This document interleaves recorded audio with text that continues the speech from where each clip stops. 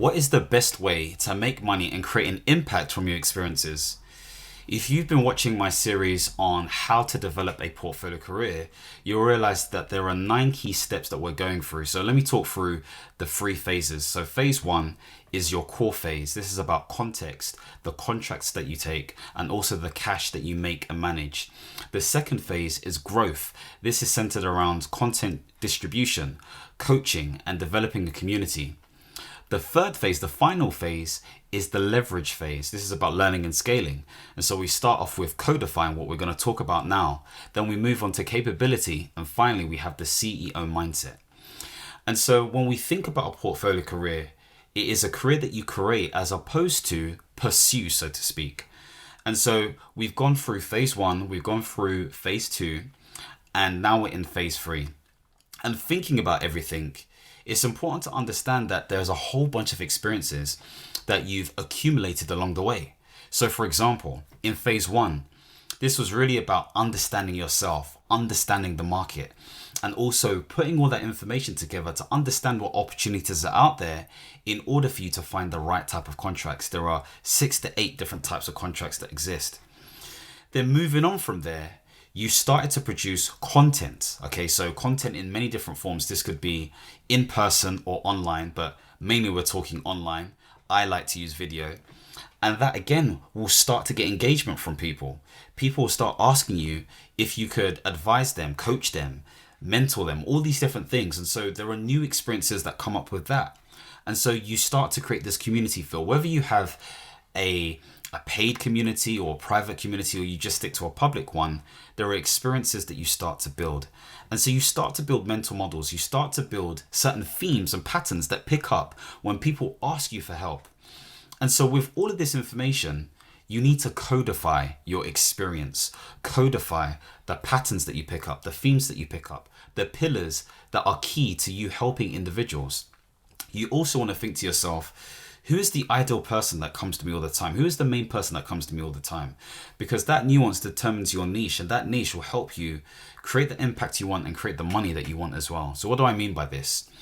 Are you typically getting individuals who are between 30 and 45 years old? Are you getting individuals who live in metropolitan cities? Are you getting individuals who really want to lose weight or who are finding difficulties in terms of getting the new job or the new contract or whatever it may be? Are you finding individuals who are of a certain demographic? Are you getting individuals who think and behave and act a certain way and have certain goals and ambitions? All of these things pieced together help you define how you can market even more better, but also think about what is your real methodology, what is your real approach that can be capitalized and made commercial for you to create the opportunities that need to be made. And so we want to start breaking this down. And so I've got my notes here just to help me just in case.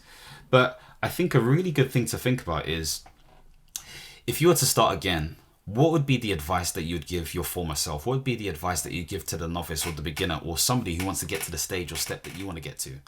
That's the ultimate question. We want to think about the gap analysis. So in program management, there is this thing called the blueprint, and that is developed from understanding what is the current situation, what issues are you currently going through. So you look at data, you look at service specifications, you look at policy, you speak to different people, you build a map.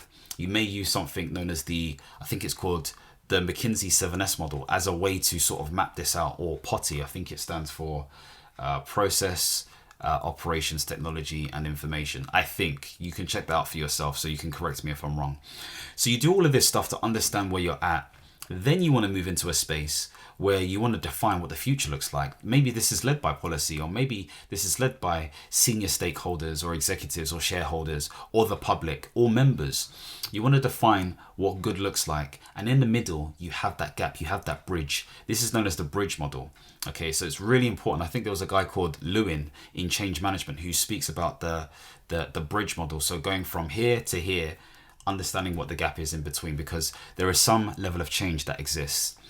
And so with this in mind, the way I think about it is, you want to be able to develop a a set of bullet points. So there are two main ways in which you can do this. The first main way is you can think about the core pillars. So let's say, for example, there are 5 core pillars. And these are seen as milestones. What is a milestone? Again, I'm such a program manager that I have to define this stuff for you.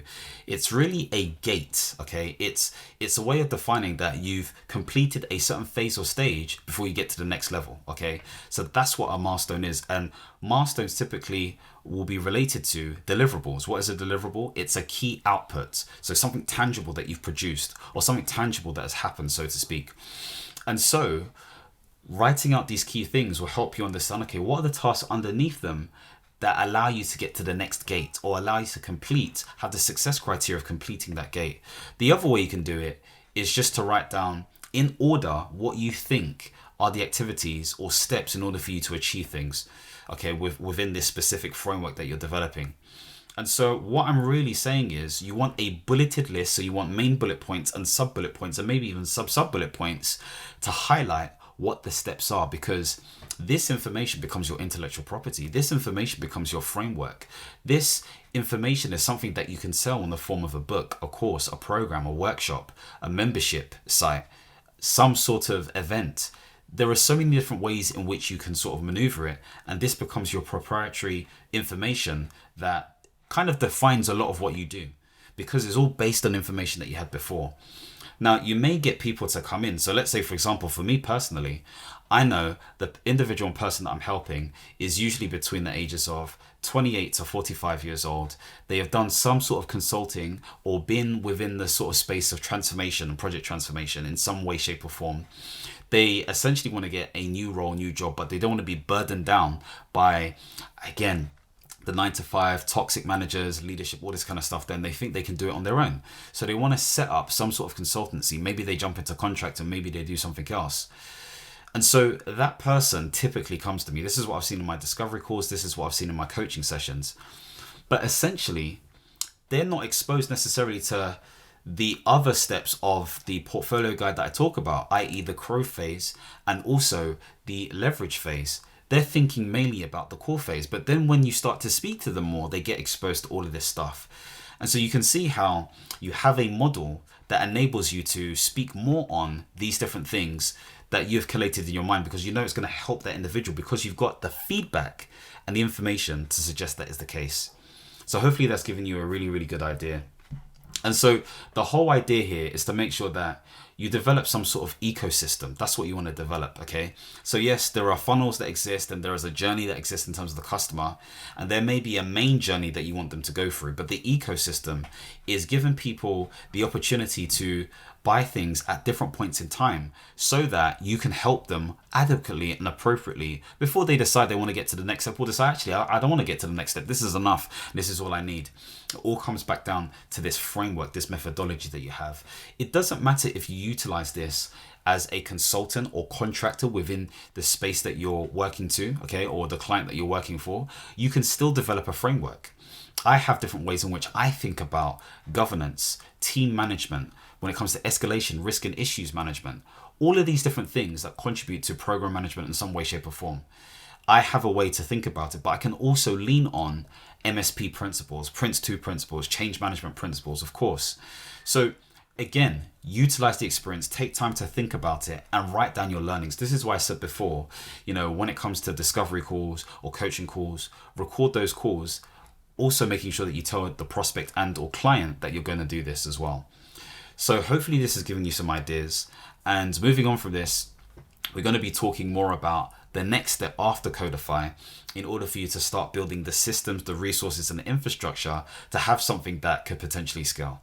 If you want to see more videos centered around portfolio careers and contracting and independent consulting, don't forget to like this video, subscribe to this channel and hit the notification bell. And as always, my friends, understand, reach and expand. Peace.